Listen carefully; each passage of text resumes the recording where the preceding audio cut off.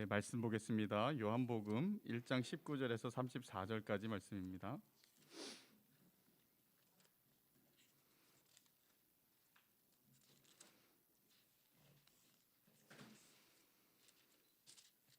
요한복음 1장 19절에서 34절까지 말씀을 제가 봉독해 드리겠습니다.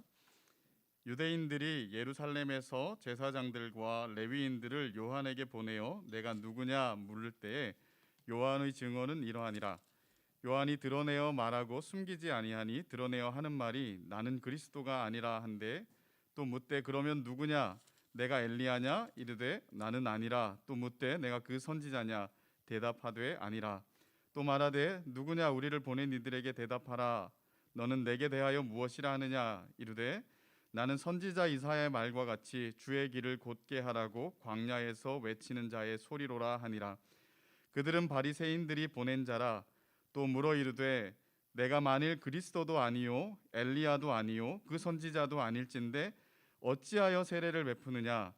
요한이 대답하되 나는 물로 세례를 베풀거니와 너희 가운데 너희가 알지 못하는 한 사람이 섰으니 곧 내 뒤에 오시는 그이라. 나는 그의 신발끈을 풀기도 감당하지 못하겠노라 하더라. 이 일은 요한이 세례 베풀던 곳 요단강 건너편 베다니에서 일어난 일이니라. 이튿날 요한이 예수께서 자기에게 나아오심을 보고 이르되 보라, 세상 죄를 지고 가는 하나님의 어린 양이로다. 내가 전에 말하기를 내 뒤에 오는 사람이 있는데 나보다 앞선 것은 그가 나보다 먼저 계심이라 한 것이 이 사람을 가리킴이라. 나도 그를 알지 못하였으나 내가 와서 물로 세례를 베푸는 것은 그를 이스라엘에 나타내려 함이라 하니라. 요한이 또 증언하여 이르되 내가 보매 성령이 비둘기같이 하늘로부터 내려와서 그의 위에 머물렀더라. 나도 그를 알지 못하였으나 나를 보내어 물로 세례를 베풀라 하신 그이가 나에게 말씀하시되 성령이 내려서 누구 위에든지 머무는 것을 보거든 그가 곧 성령으로 세례를 베푸는 이인 줄 알라 하셨기에 내가 보고 그가 하나님의 아들이심을 증언하였노라 하니라. 아멘.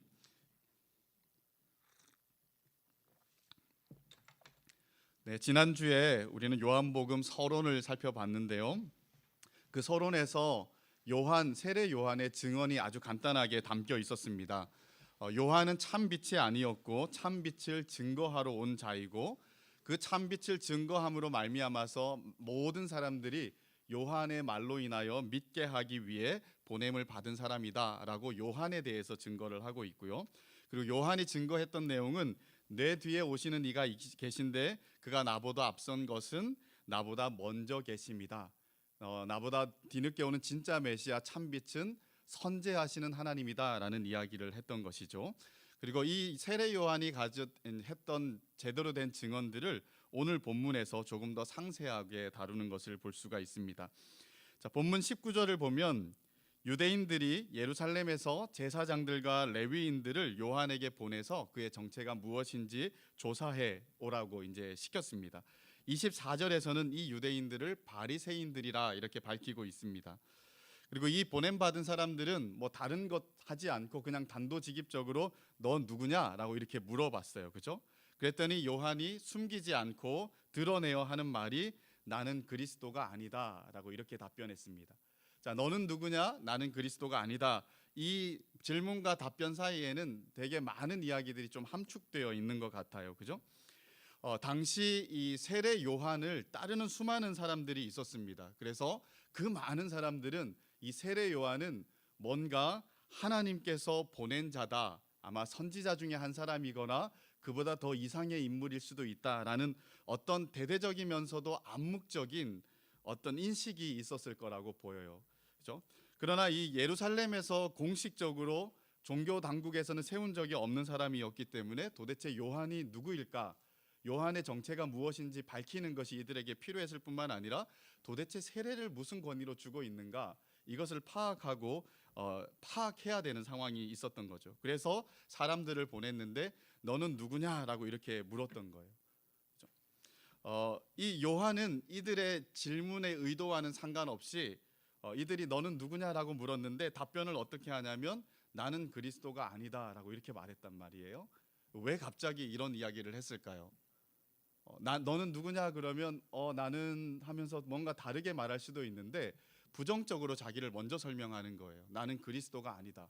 왜 이렇게 얘기를 했냐면 많은 사람들이 자신에 대해서 의문을 가지고 쫓아다니고 있잖아요. 그죠? 그중에 어떤 사람들은 혹시 이 세례 요한이야말로 오기로 한 어떤 메시아적인 존재가 아닐까라는 생각을 가진 사람들도 분명히 있었을 거예요. 그래서 그 사람들이 그렇게 오해하는 것들을 속으로 즐기는 사람이 세례 요한이 아니었고 도리어 드러내어서 나는 그리스도가 아니다. 너희 절대 오해하면 안 된다라고 하면서 나는 그리스도가 아니다라는 말을 공공연하게 드러내어서 영어 성경에서는 고백했다라는 말로 나와요. confessed 했다라고 나오죠. 그래서 고백하는 말이 나는 그리스도가 아닙니다. 내가 이제 앞으로 진짜 그리스도가 누구인지 여러분들에게 보여주겠습니다라고 하는 것이 세례 요한의 의도죠. 자, 그리스도가 아니다라고 말했더니 그러면 사람들이 물어요. 그러면 너가 엘리야냐? 그러면 네가 그 선지자냐? 라고 이렇게 연거푸 질문을 던집니다. 그랬더니 요한이 거기에 대해서도 no 하면서 다 부정적인 대답을 하는 거죠. 자, 엘리야냐라고 물은 거랑 그 선지자냐라고 물은 것은 구약적인 배경을 가지고 있습니다. 자, 엘리야에 대해서는 말라기서 4장 5절과 6절 말씀, 구약 성경의 맨 마지막 책 마지막 본문을 보면 이렇게 말씀하고 있어요. 보라, 여호와의 크고 두려운 날이 이르기 전에 내가 선지자 엘리야를 너희에게 보낸데 그가 아버지의 마음을 자녀에게로 돌이키게 하고 자녀들의 마음을 그들의 아버지에게로 돌이키게 하리라라고 말합니다. 자, 말라기는 구약 마지막 성경으로서 약 400년간 말라기 이후에 세례 요한이 등장할 때까지 하나님은 침묵하셨다라고 우리는 이제 보통 알고 있어요. 그죠?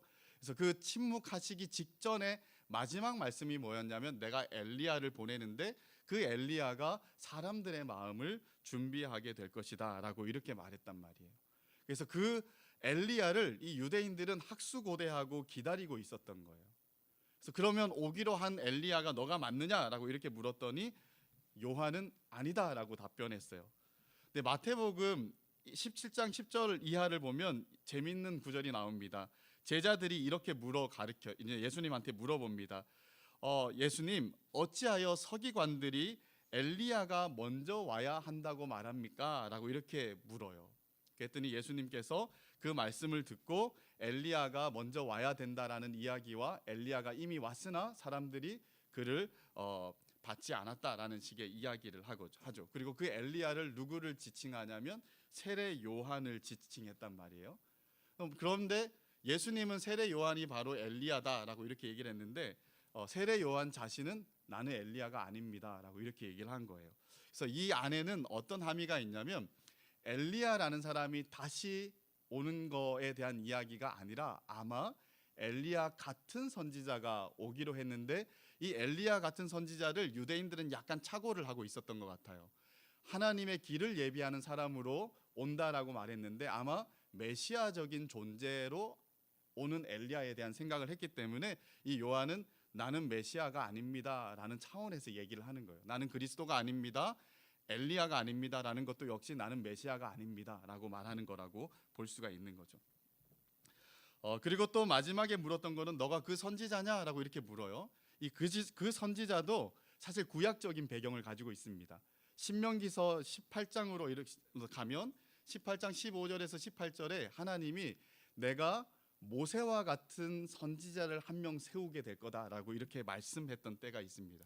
그래서 이 유대인들은 모세와 같은 선지자, 이 존재는 어떤 존재냐? 바로 메시아적인 존재다라고 생각을 하고 있었어요.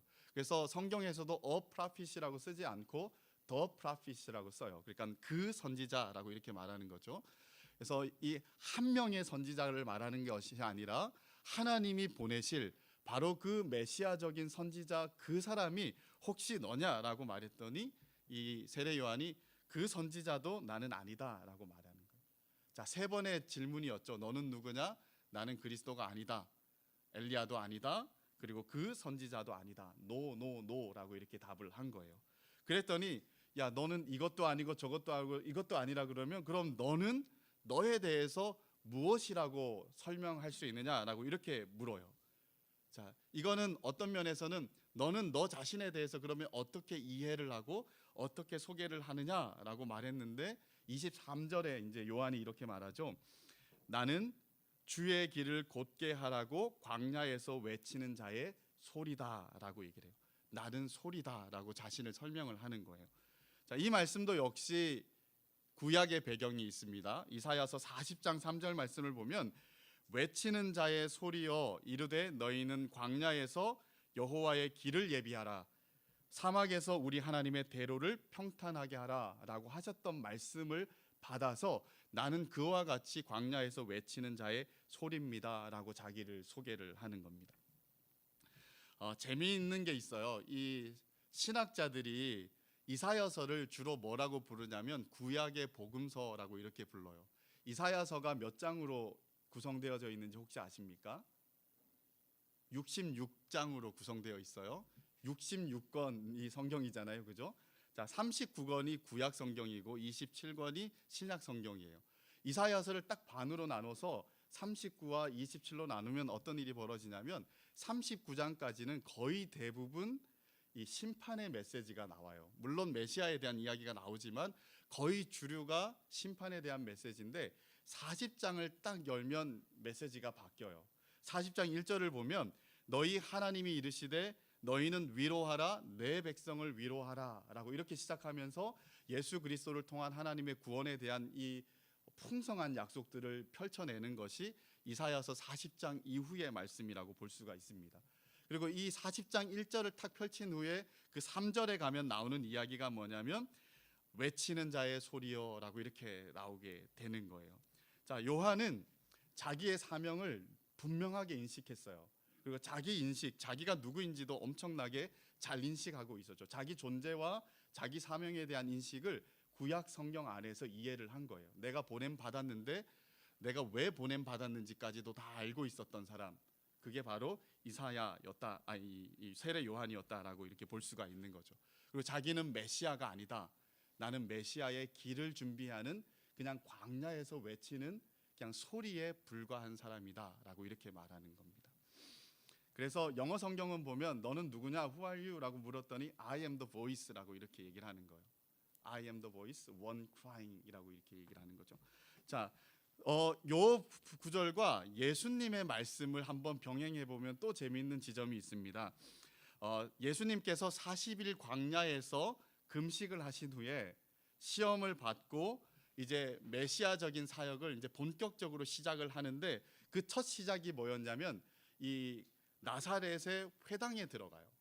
회당에 들어가서 회당 앞에서 두루마리 성경을 펼치고 성경을 읽는데 어디 성경을 읽느냐면 이사야서 61장을 읽어요.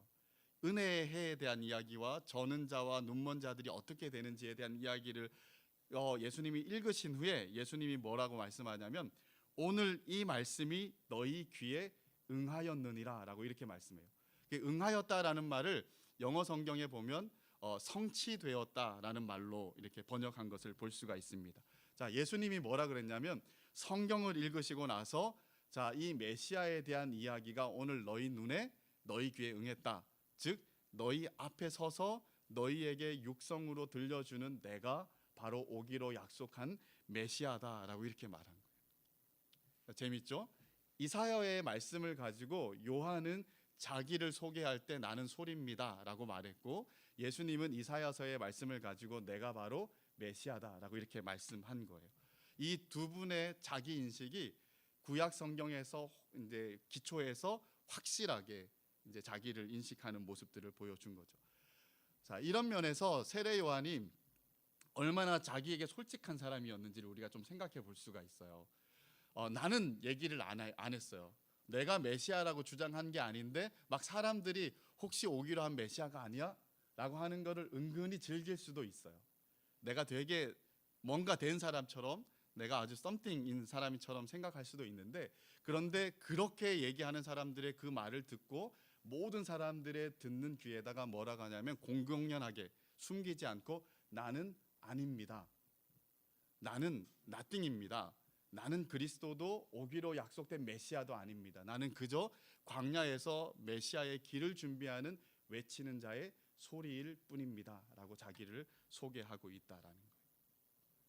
우리 세례 요한의 이 같은 자기 인식과 사명에서 우리가 좀 배워야 될 것들이 분명히 있지 않나 싶습니다. 세례 요한만큼 우리는 우리를 누구라 이해하는가? 나는 나를 누구로 이해하는가?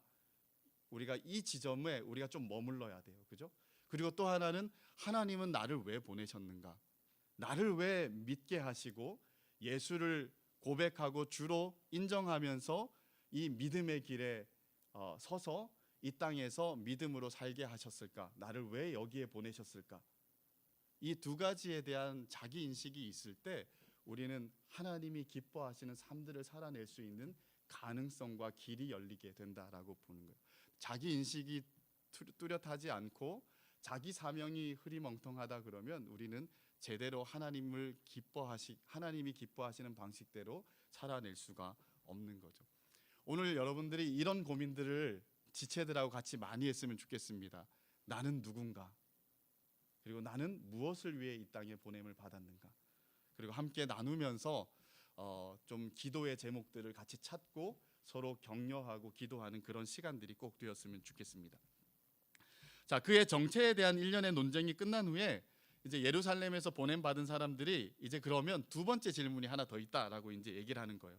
너는 네 말대로 그리스도도 아니고 엘리야도 아니고 그 선지자도 아닌데 너는 왜 세례를 베푸느냐? 너의 세례의 권위는 어디에서부터 오는 거냐라고 이렇게 물었어요. 그런데 요한이 답을 어떻게 하냐면 나는 물로 세례를 베풀거니와 너희 가운데 너희가 알지 못하는 한 사람이 섰으니 곧 내 뒤에 오시는 그이다. 나는 그의 신발끈을 푸는 것도 감당치 못한다라고 이렇게 말해요. 재미있죠? 너는 왜 세례를 베푸느냐라고 했는데 나는 물로 세례를 베푼다라고 약간 동문서답을 하게 된 거예요. 자, 동문서답한 것에도 의미가 있는 것을 우리가 발견할 수 있습니다. 먼저 세례 요한의 이제 베푸는 세례를 한번 생각해 보면 세례 요한은 사람들에게 하나님의 임박한 심판에 대해서 선포하면서 너희가 죄를 씻지 아니하면 이 나무 뿌리에 도끼가 놓여 있기 때문에 하나님의 임박한 심판에 다 당하게 될 것이다. 회개해야 된다. 그래야 천국이 너희에게 주어질 것이다. 라고 이렇게 선포하고 메시지를 전하면서 어쩔 줄 몰라 해서 오는 사람들에게 물로 세례를 베풀었던 거죠. 그런데 이 세례 요한 전에 물로 세례를 베푸는 일들이 어떤 경우에 있었냐면 이방인들 중에 유대교로 개종하는 사람들을 주로 물로 세례를 베풀었던 거예요. 유대인들이 물로 세례를 받은 것이 아니라 이방인들이 유대교로 개종할 때 받았던 것이 세례였었습니다. 그런데 이 세례 요한이 와서는 어떻게 얘기하냐면 이방인이 아니라 유대인 너희들도 죄 씻음의 세례를 받아야 된다. 이거는 이방인에게 속한 것이 아니라 너희도 한결같이 다 죄인이기 때문에 이 죄를 씻는 회개의 세례를 받지 않으면 너희는 안 된다라고 이렇게 이제 메시지와 함께 세례를 베풀기 시작했던 거죠. 그리고 이 세례를 얘기할 때 도대체 이 사람은 왜 세례를 베푸는가라는 궁금증 때문에 온 사람도 있을 것이고 또 바리새인들과 사두개인 중에서 이 말씀을 듣고 나도 세례를 받아야 되나 해서 이렇게 나오는 사람들이 있었을 거라고 보여요.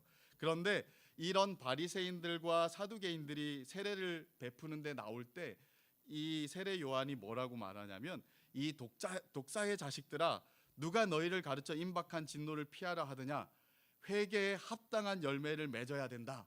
속으로 아브라함의 조상이라고 생각하지 말아라. 하나님은 능히 이 돌들로도 아브라함의 조상을 만들 수 있다라고 말하면서 그들을 향하여서 신랄하게 비판하는 모습들을 보여주었습니다. 그래서 이 종교 지도자들에게는 이 세례 요한이 얼마나 눈에 가시 같은 사람이었겠습니까? 그죠? 고분고분해도 좀 해줄까 말까 하는데 아주 자기들을 적으로 두고 외치는 이 세례 요한이 도대체 어떤 사람일까? 도대체 이 사람은 정체가 뭐길래 저렇게 할까? 우리가 저 사람을 어떻게 손댈 수 있을까? 이런 고민들을 가지고 세례 요한을 눈에 가시처럼 생각했을 거예요. 수많은 사람들이 선지자 중에 한 사람으로 생각하고 따르기 때문에 함부로 처리할 수는 없고 계속 기회를 노리면서 그 사람을 이 세례 요한의 정체를 밝히려고 했던 사람들이 이 사람들의 이제 의도였겠죠. 그래서 너가 어떤 권위로 세례를 베풀고 있느냐 이것을 알아야 되겠다라고 이렇게 말했어요. 그래서 어떤 권위로 세례를 베푸느냐라고 물었더니 이 세례 요한은 나는 물로 세례를 베푼다라고 말해요. 그리고 내 뒤에 오시는 분하고 비교를 해 본다면 나는 그분의 신발끈을 푸는 것조차도 감당할 수 없는 사람이다 라고 말합니다. 이 말이 뭐냐면 신발끈을 푸는 것은 주로 종이 했습니다. 종이. 근데 나는 종이 하는 일들조차도 감당할 수 없을 만큼 그분과 나의 이 신분적인 격차는 말로 다 할 수 없이 갭이 큽니다 라고 이렇게 이야기를 한 거예요. 재밌죠? 왜 세례를 베푸느냐? 권위가 뭐냐? 나는 물로 세례를 베푸는데 내 뒤에 오시는 분은 훨씬 더 큽니다. 그리고 뒤에 가면 나는 물로 세례를 베풀지만 그는 성령으로 세례를 베푼다라고 말하는 거예요. 그죠? 그래서 세례 요한은 네가 어디로부터 권위를 받아서 세례를 베푸느냐라고 말하는 그 질문에도 무엇을 얘기해주고 있냐면 내 뒤에 진짜 세례를 베푸시는 분이 오신다. 성령으로 세례를 베푸시는 분이 오시는데 이분은 나조차도 비교할 수 없는 분이다라고 이렇게 이야기를 하고 있는 거예요. 예수님이 세례 요한을 가리켜서 이런 말을 했거든요. 여자가 낳은 자 중에 가장 큰 자가 세례 요한이다라고 말해요. 물론 하나님에서는 그 큰 자보다도 다 크다라고 이렇게 얘기를 하지만 그러나 세례 요한을 인정할 때 여자가 낳은 자 중에서 가장 큰 자라고 예수님이 높여주는 모습을 보여줍니다. 근데 세례 요한은 그런 얘기 듣기에도 민망한 사람이라고 자기 스스로를 인식하는 거예요. 왜? 선제하시는 예수님, 거룩하신 하나님, 이 하나님에 비한다면 나는 종이 하는 그 하찮은 일도 감당하기에는 정말 버거운 사람, 이분하고 나는 진짜 비교할 수가 없는 죄인입니다라고 이렇게 이야기를 하고 있는 거예요. 자, 이 모습에서도 엉뚱한 답을 하는 것처럼 보이지만 사실은 세례 요한은 자기의 보냄 받은 목적을 다 달성하고 있는 거예요. 나는 나를 드러내는 것보다 내게 준 사명인 예수 그리스도를 사람들에게 끊임없이 드러내고 소개하는 것이 나의 진짜 보냄 받은 이유다, 사명이다라는 것들을 이 질문 하나에도 그대로 드러내 주는 것을 보여주고 있는 것이죠. 그러면 우리도 질문을 던져보죠. 그러면 요한의 사역의 목표와 요한의 사역의 이 세례의 정당성은 어디에 있을까라고 한다 그러면 나중에 세례 요한이 얘기를 해요. 33절에 가면 나를 보내어 물로 세례를 주라 하시니가 라고 말합니다. 즉 누가 나를 보냈다고 말합니까? 하나님이 나를 보내어 물로 세례를 주라 했다. 나중에 얘기를 해요. 이튿날 후에 얘기를 하는 거죠. 그죠? 내 권위는 하나님이 주신 거다. 하나님이 나에게 물로 세례를 주라고 해서 나는 이렇게 물로 세례를 준다라고 말합니다. 그리고 내가 이렇게 물로 세례를 주는 중요한 이유 두 가지가 있는데 하나는 여러 성경에서 말하는 것처럼 백성들의 마음을 준비시키는 거예요. 누가복음 1장 15절에서 17절 말씀을 보면 이 세례 요한에 대해서 설명하는데 엘리야의 심령과 능력으로 사람들의 마음을 돌이키는 이야기들을 한단 말이에요. 그래서 이 죄인임에도 불구하고 자기 자신을 인정하지 못하고 하나님께 나오지 않고 끊임없이 살아가는 그 사람들에게 마음을 준비시켜서 하나님께로 나오게 하기 위해서 세례를 주는 것이 이 사람이 세례를 주는 이유 중에 하나였었고요. 또 하나는 오늘 본문에서 얘기를 하고 있습니다. 뭐냐면 내가 와서 물로 세례를 베푸는 것은 그를 이스라엘에게 나타내려 함이라. 즉 예수 그리스도를 이스라엘 가운데 드러내려고 세례를 주고 있다라는 거예요. 자, 이게 무슨 말입니까? 예수님이 세례를 받을 필요가 없으신 예수님이, 그죠? 죄 씻음을 받으실 필요가 없으신 예수님이 세례 요한에게 나왔단 말이에요. 나와서 그에게 세례를 받았어요. 그죠? 이것은 예수님이 씻음 받을 필요가 있어서 받았다라고 생각하면 안 되고 예수님의 자기 겸손, 자기 비하라고 봐야 돼요. 하나님이신 그분이 육신을 입었던 것처럼, 그리고 하나님이신 그분이 십자가를 지고 죽음까지 순종하셨던 것처럼 마치 죄인들이 받는 세례임에도 불구하고 여기에 나와서 세례 요한에게 세례를 받는 것이 자기 비하의, 자기 겸손의 한 모습이라고 볼 수 있는 거죠. 왜 그러면 예수님이 이렇게 자기 겸손을 했느냐라고 했을 때 하나님의 구속 사건을 다 이루시기 위한 하나의 절차, 하나의 과정이었다라고 보이는 거죠. 자, 세례 요한에게 세례를 받는 지점이 무슨 지점이냐면 예수님께서 이제 공생애를 만천하에 공식적으로 시작하신다라는 것의 첫 시작을 알리는 그 출발점이라고 볼 수가 있습니다. 그래서 세례 요한이 이런 말하죠. 내가 당신에게 나가야 되는데 어떻게 당신이 나에게 나오십니까? 라고 이렇게 말해요. 그죠? 이게 무슨 말일까요? 내가 죄인이고 내가 당신의 용서를 받아야 되고 내가 당신의 인정을 받고 세례를 받아야 되는데 어떻게 당신이 나에게 세례를 받기 위해 나오십니까? 라는 거죠. 그죠? 근데 예수는 합력하여 선을 이루기 위해서 예수님이 세례를 베풀라라고 해서 세례를 받는 장면이 다른 복음서에 나오는 것을 볼 수가 있습니다. 그죠? 그래서 이 세례 요한이 예수님을 세례를 주어서 이스라엘 백성들 가운데 온 세상 가운데 바로 오신 메시아다. 그리고 메시아 사역을 이제 예수님이 시작하신다라는 것들을 만천하에 드러내기 위해서 자기가 세례를 베풀게 되었다라고 이렇게 증언하고 있는 것입니다.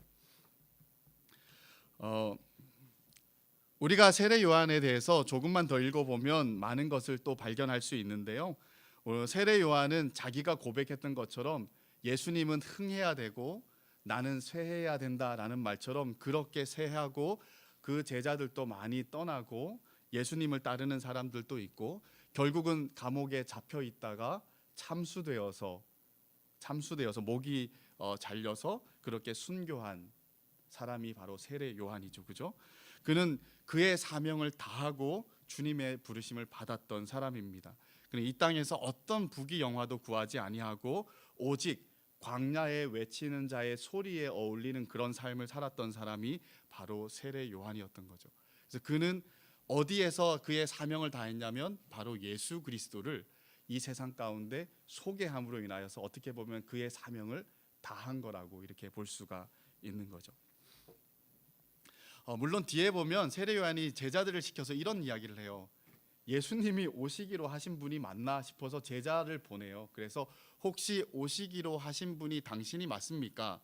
아니면 우리가 다른 일을 기다려야 됩니까? 라고 약간의 회의와 어떤 의심이 일었던 때도 분명히 있습니다. 그때 예수님이 무엇이라 말하냐면 이사야 61장의 말씀을 들어서 눈먼 자가 보게 되고 저는 자가 걷게 되는 것들, 이 모든 메시아적인 현상들을 요한에게 가서 알려라 라고 이렇게 말하죠. 그래서 요한은 아마 마지막에는 예수님을 확신하고 순교당하는 일들을 겪었지 않을까라는 생각이 들어요. 자, 사랑하는 여러분, 이제 요한의 이야기들을 조금 마무리를 한번 해보려고 해요.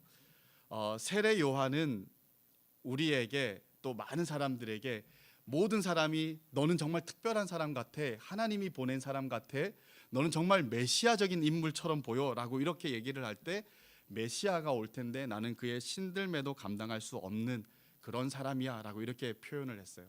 이것은 단순한 겸양이 아닙니다. 그래서 참 겸손한 사람이었네 라고 이렇게 말할 수 있는 그런 겸양이 아니다라는 거예요. 이거는 하나님의 아들 예수 앞에서 모든 인생들이 지니는 보편적인 고백입니다. 우리도 지니는 고백이어야 되고 세례 요한이라는 그 탁월한 인물도 지녀야 됐던 그런 고백이었다라고 볼 수 있어요. 이거는 그분과 비교해 봤을 때 자신의 사역의 하찮음만을 얘기하는 게 아니에요. 그죠? 그분과의 비교해 볼 때 두 가지 격차가 나옵니다. 첫 번째 격차는 뭐냐면 하나님이신 그분과 피조물인 우리 사이의 격차예요. 어떻게 하나님이신 그분이 우리를 만드신 분과 우리가 그렇게 비교할 수 있겠습니까? 여기에는 넘을 수 없는 공백이 있는 거예요. 그죠? 그러니까 이런 격차를 요한이 느낀 거예요. 또 하나는 하나님이신 그분은 거룩하시고 죄가 없으신 분인데 세례 요한은 아무리 거룩하다 하더라도 구원이 필요한 사람 중에 한 명에 불과한 거예요. 그죠? 그래서 죄인인 그가 심판주이신 예수님이 봤을 때 죄에 대한 심판자이신 예수님이 자기를 용서하지 않으면 자기는 심판받아 마땅한 그런 죄인이다라는 사실들을 인식하고 있었기 때문에 나는 그 신발끈을 풀기에도 감당치 못할 사람이다라고 이렇게 고백을 했던 거죠. 그래서 이 세례 요한의 이 태도가 단순한 겸손과 이런 것이라고 생각해서는 안 됩니다. 예수 그리스도 안에서 예수가 절대적으로 구원자로 필요하다라는 그 죄인의 고백인 거예요. 그리고 그 거룩하신 하나님 앞에서 내가 얼마나 죄인 되었는지 그 죄를 회개하라라고 외치던 그 세례 요한조차도 이 죄에서 오호라 공고한 이 몸에서 누가 나를 건져낼 것인가? 예수님이 없으면 안 됩니다. 라는 그런 고백으로 지금 예수님을 맞이하고 있다라는 것입니다. 그래서 우리도 세례 요한처럼 자기 인식과 자기 사명에 대한 인식을 한다고 그랬을 때 우리가 막 머리를 써서 마음을 막 짜서 생각을 하면서 그렇게 해야 된다라는 걸로 한다 그러면 우리는 실패할 수밖에 없을 거예요. 그죠? 우리도 어떻게 해야 세례 요한이 인식했던 자기 인식과 자기 사명의 인식을 할 수 있느냐라고 했을 때 세례 요한이 예수님을 마주했을 때 그 충격과 그 건널 수 없는 격차와 그 감격을 동일하게 느낄 때, 인식할 때 우리도 역시 자기 인식과 사명에 대한 인식을 할 수가 있다라는 거예요. 예수님과 세례 요한은 누굽니까? 사촌지간이었어요. 6개월 차이였잖아요. 그죠? 근데 오늘 본문 읽을 때 이상한 말 두 가지가 있어요. 똑같은 말이 반복되는데 나도 그를 알지 못했으나 두 번 반복돼요. 세례 요한이 예수님을 알지 못했을까요?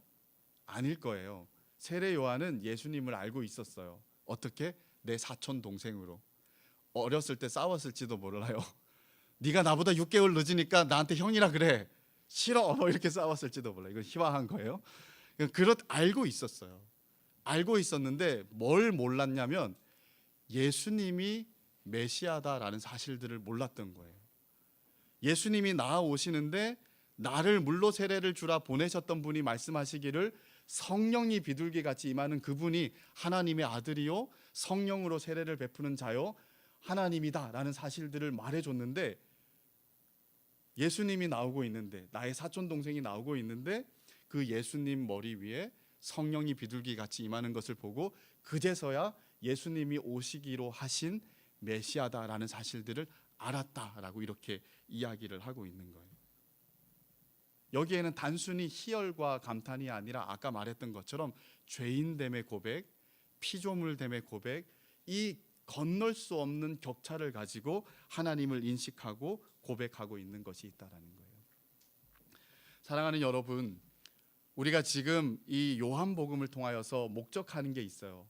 계속 여러분들이 요한복음을 읽으면서 똑같은 질문을 했으면 좋겠는데 그게 뭐냐면 예수 그리스도는 누구신가?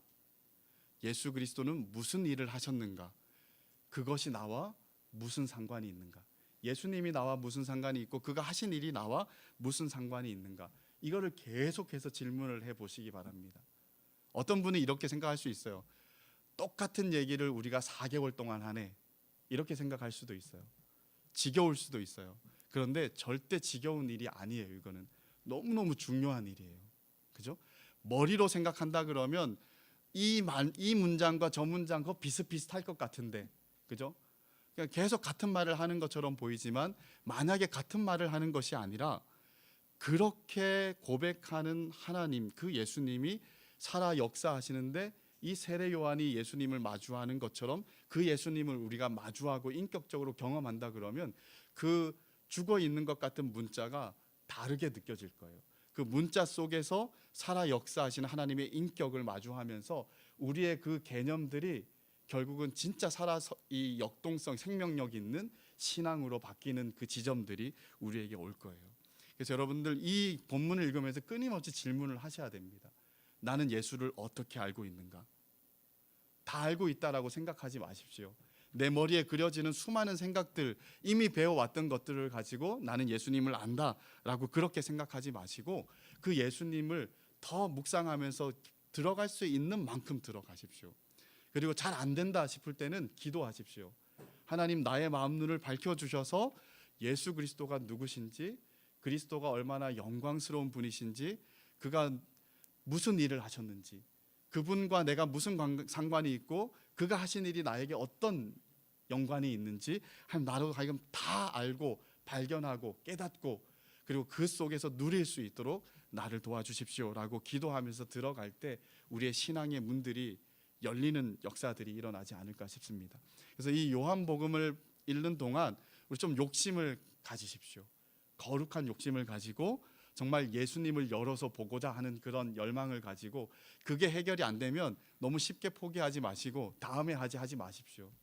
다음에 하지 마시고 열어주실 때까지 한번 하나님 앞에 씨름하는 우리 모두가 되었으면 좋겠습니다. 밤잠을 설쳐서라도, 그죠? 기도원에 가서라도, 아니면 우리의 골방을 기도의 이 골방으로 만들어서라도 그렇게 하나님을 마침내 경험하고 세례 요한처럼 이렇게 고백하면서 우리의 신앙들이 진짜가 돼 가도록, 그리고 더 풍성해져 가도록 그렇게 하나님이 채우시는 것들을 경험하는 복된 시간들이 꼭 되었으면 좋겠습니다. 네.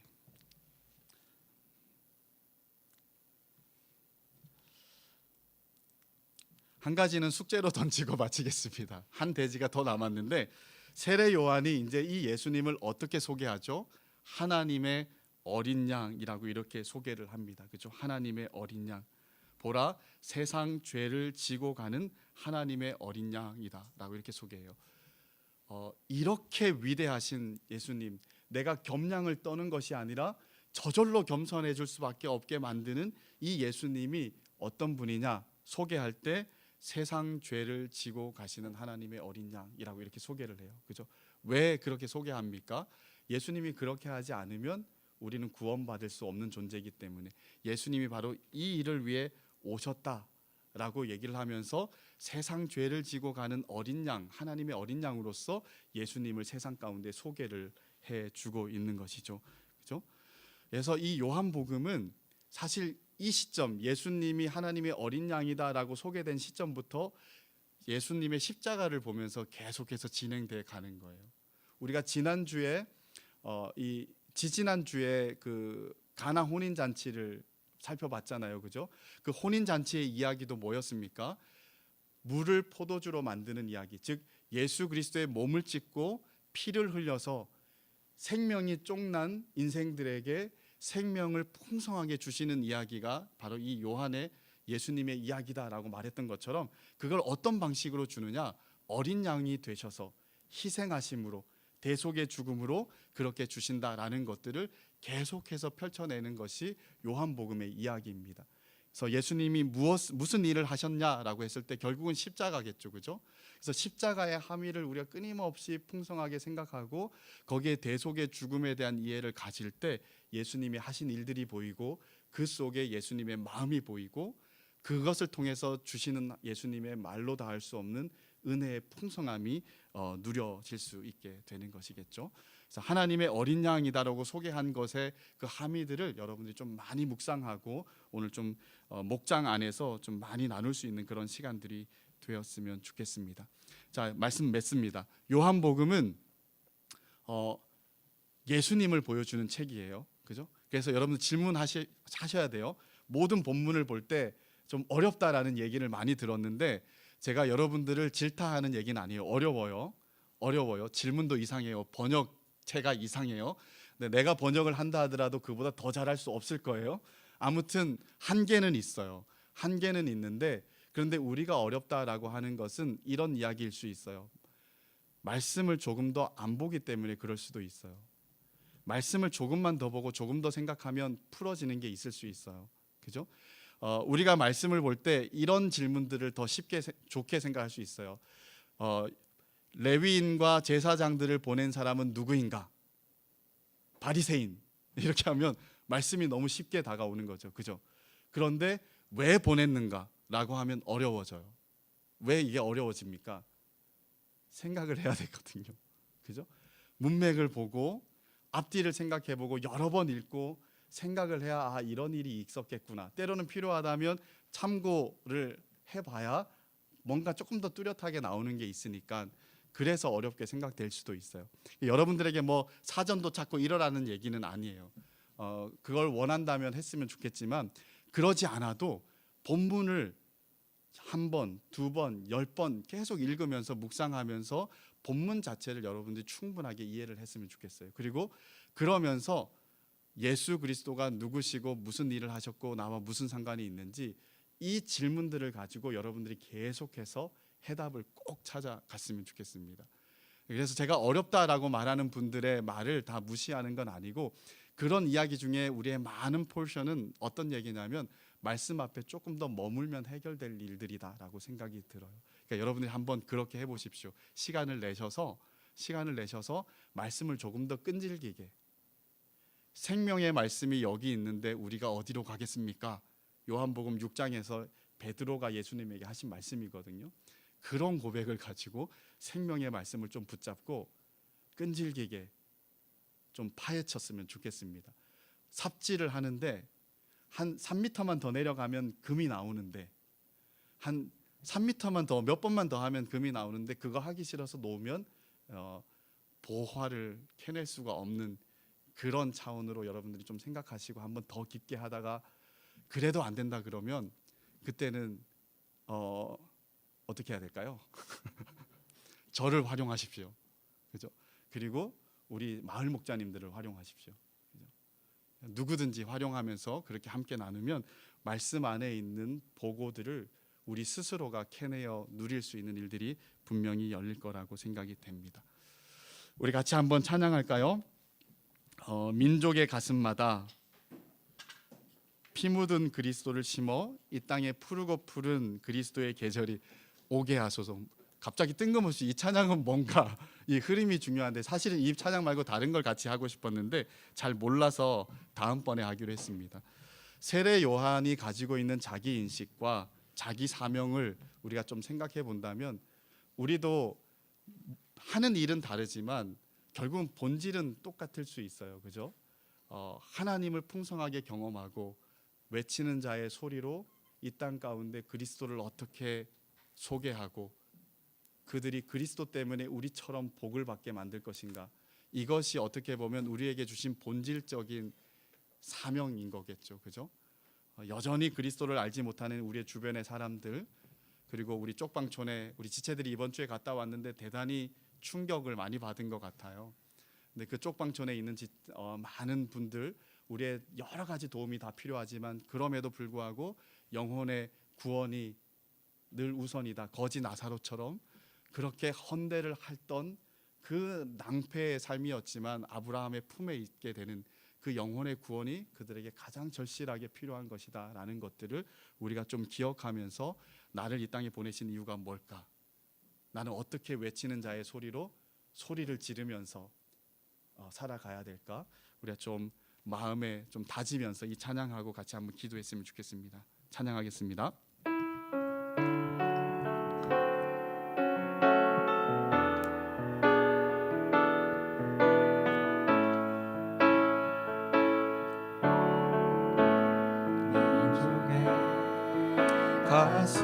가슴마다 피 묻은 그리스도를 심어 이 땅에 푸르고 푸른 그리스도의 계절이 오게 하소서.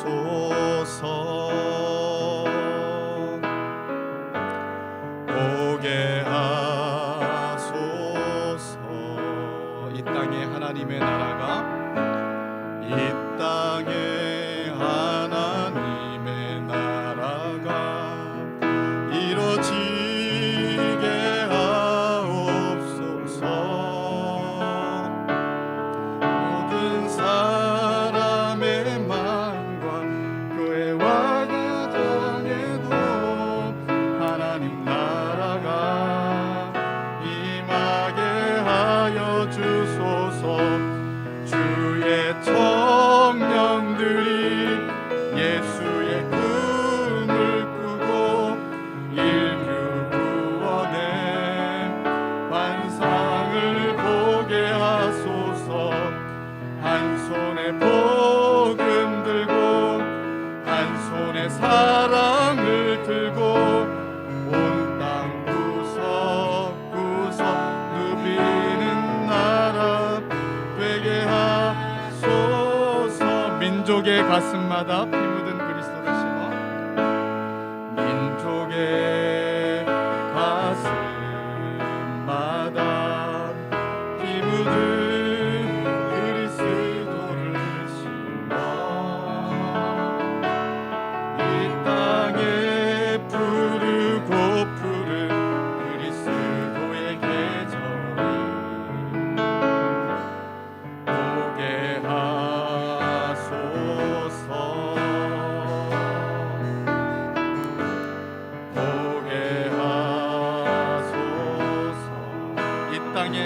하나님의 나라가 이 땅에 하나님의 나라가 이루어지게 하옵소서.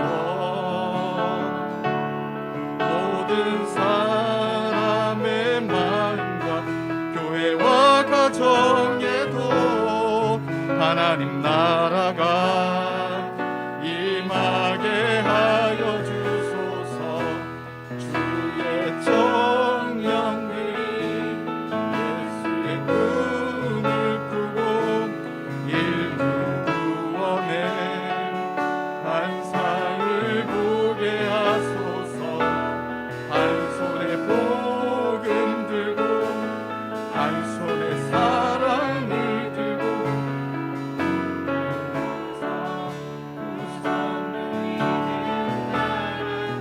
되게 주의 청년들이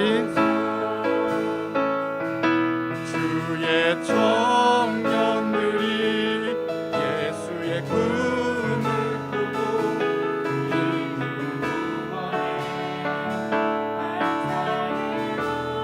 하소서. 한 손에 사랑을 들고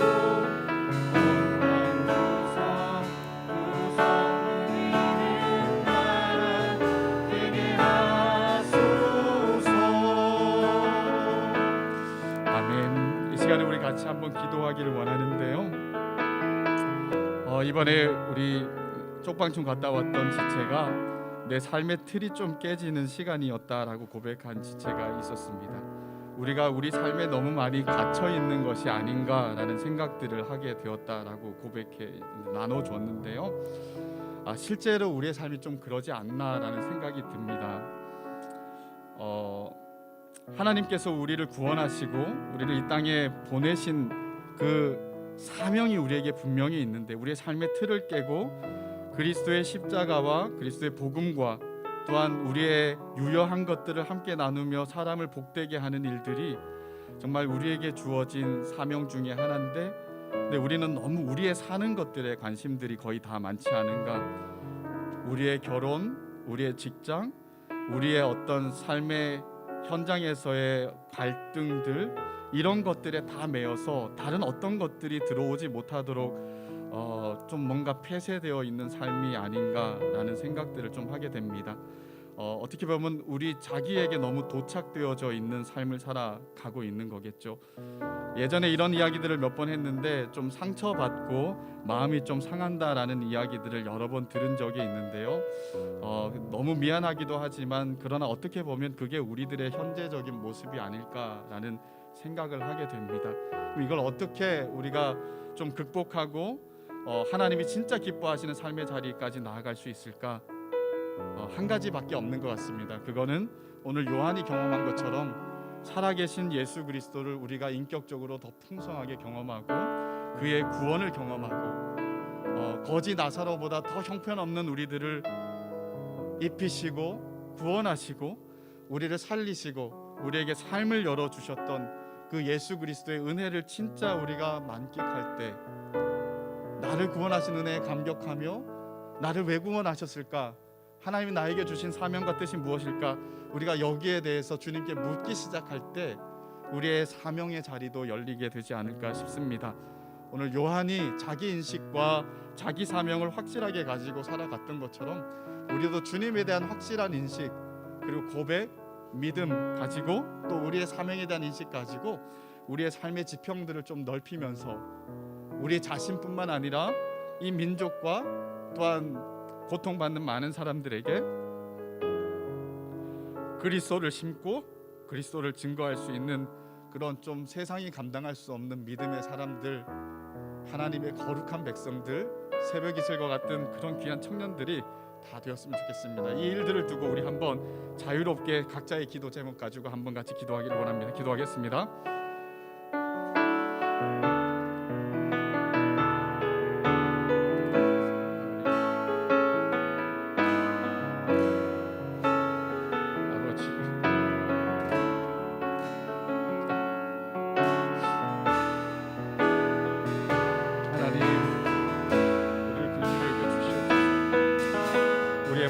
좀 밝아지게 해 주십시오.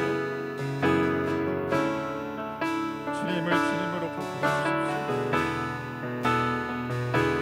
정말 대충 하나님 하는 것이 아니라 정말 살아계신 하나님 그 예수 그리스도를 우리가 너무도 분명하게 소망하고 붙잡을 수 있는 저희들이 될 수 있도록 도와주시옵소서.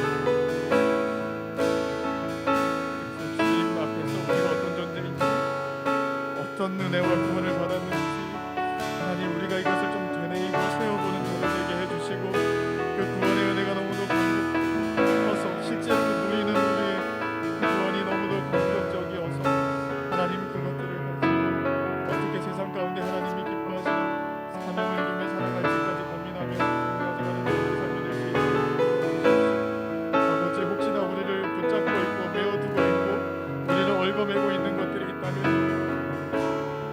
끊어주시고 풀어주시고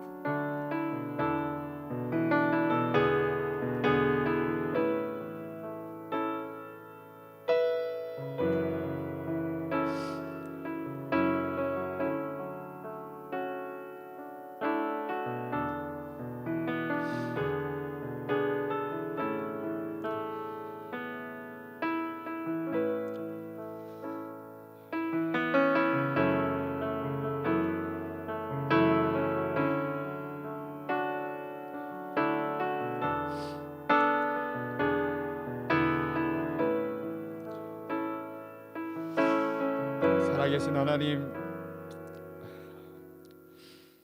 하나님이신 당신이 이 땅 가운데 오셔서 몸을 찢으시고 피를 흘리시며 대속의 죽음으로 우리를 구원하신 은혜를 너무도 감사를 드립니다.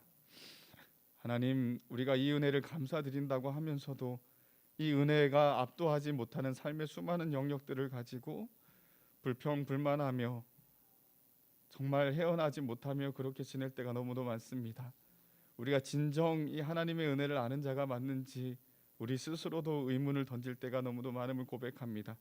주님, 우리의 마음 눈을 밝혀주시고 열어주셔서 주님이 누군지 다시 한번 보게 해주시고, 주님이 우리를 위해 이루어 놓으신 일들이 무엇인지